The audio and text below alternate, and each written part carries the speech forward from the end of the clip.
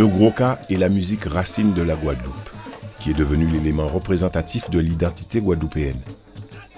À l'origine pratiqué essentiellement par les descendants des déportés africains mis en esclavage, le Gros-Ka s'est aujourd'hui étendu à toutes les couches sociales, tous les groupes ethniques et religieux de la société guadeloupéenne. Plusieurs milliers de personnes pratiquent assidûment le Gros-Ka chaque semaine dans les écoles et associations de Gros-Ka. Les Leros, soirées populaires de Gros-Ka en plein air, qui se tiennent généralement le vendredi soir. Les coups de tambour, performances informelles, de jour ou de nuit. La terre d'enracinement du Gros-Ka est la Guadeloupe. Cet archipel des Petites Antilles est composé de 6 îles habitées. La Basse-Terre, la Grande-Terre, Marie-Galante, la Désirade, les Saintes, terre de haut et terre de bas.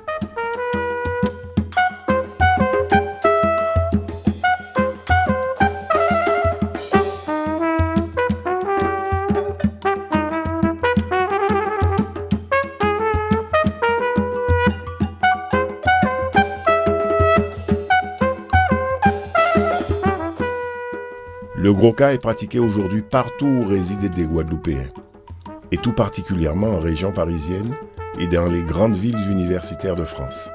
Les Africains déportés et mis en esclavage en Guadeloupe à partir du XVIIe siècle ont introduit les éléments constitutifs du Gros-Ka.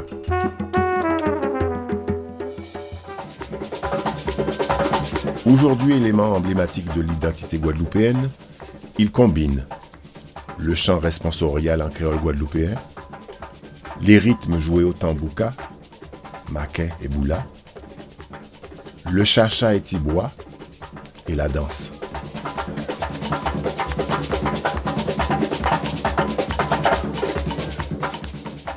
Dans sa forme traditionnelle, le Gros-Ka associe ces 3 domaines d'expression en valorisant les qualités individuelles d'improvisation.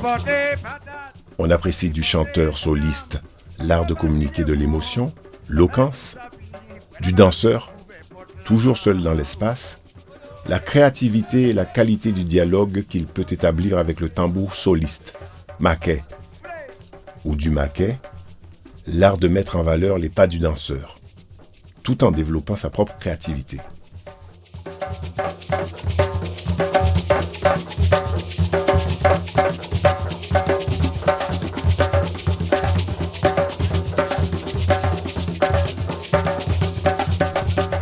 Les autres tambouillés qu'on appelle boulariens exécutent des rythmes codifiés parmi lesquels Leros, Mendé, Kaladja, Tumblak, Padjambel, Roulé, Grage.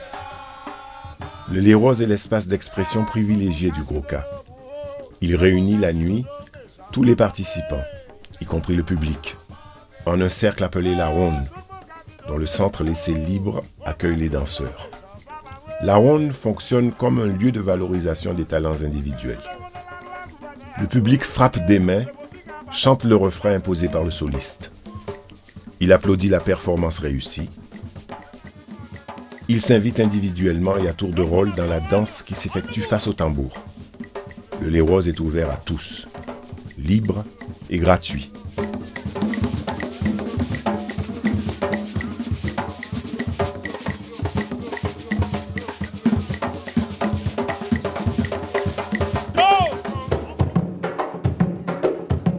En s'affranchissant des contraintes de la forme traditionnelle, les expressions contemporaines du Gros-Ka explorent de nouvelles pistes musicales, chorégraphiques ou chantées.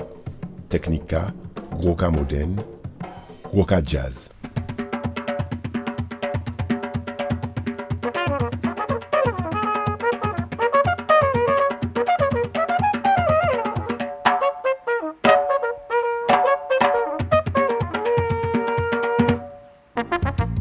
Les détenteurs et les praticiens du Gros-Ka sont la population guadeloupéenne.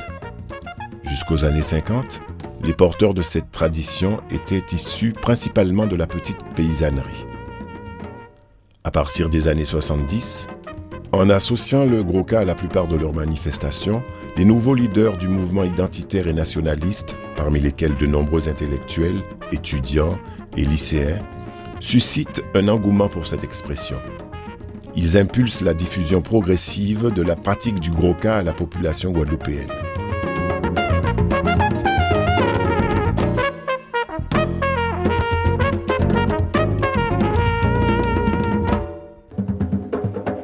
Dans les années 80, les écoles et associations nouvellement créées assurent dorénavant l'essentiel de la transmission du Gros-Ka. Dans les années 90, les nouveaux pratiquants, reconnaissant la maîtrise qu'avaient certains chanteurs, danseurs et tambouillés des années 50, les consacrent Maître K. Actuellement, plus de 150 associations de Gros-Ka existent en Guadeloupe et en France. En Guadeloupe, certaines comptent jusqu'à 600 membres et encadrent des écoles de Gros-Ka et des groupes de carnaval de plus de 400 membres.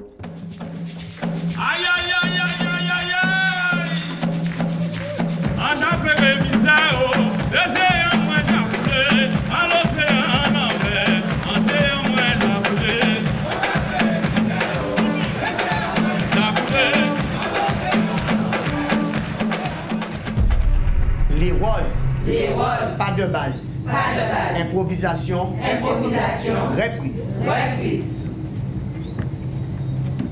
L'esprit les roses.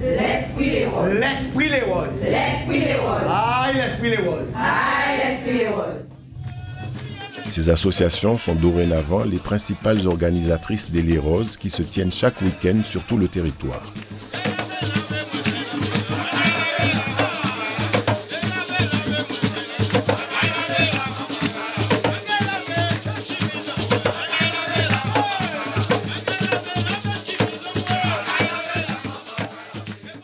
Depuis les années 80, les écrits autour du Gros-Ka se sont multipliés. Aux premiers essais d'historiographie s'ajoutent désormais une quinzaine de documentaires vidéo, une dizaine de méthodes imprimées ou audiovisuelles et une dizaine de publications. Une quinzaine de recherches universitaires sont soutenues ou en cours dans les universités françaises et étrangères.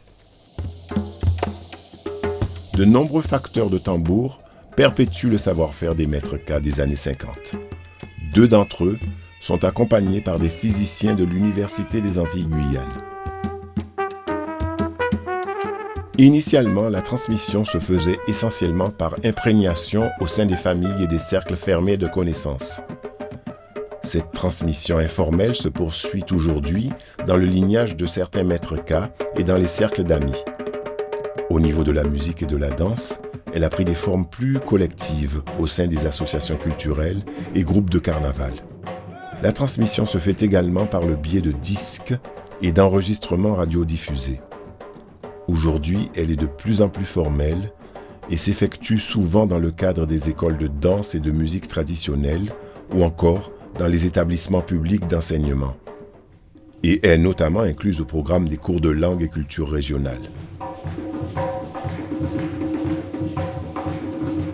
S'agissant de la facture du tambour K, après s'être inspiré des savoir-faire des aînés qui autrefois observaient les cycles de la nature pour le choix des matériaux et la fabrication des instruments du Gros-Ka, la génération d'aujourd'hui s'est approprié leurs connaissances et les a enrichis de sa propre expérience. La transmission s'effectue à travers les enseignements des professionnels dispensés dans leurs ateliers à des apprentis. Ce savoir-faire est constamment stimulé et enrichi par des recherches et expérimentations nouvelles. Hier, après s'être opposé à la déshumanisation des esclaves déportés d'Afrique, il a aussi contribué à la prise de conscience des droits politiques et culturels des Guadeloupéens.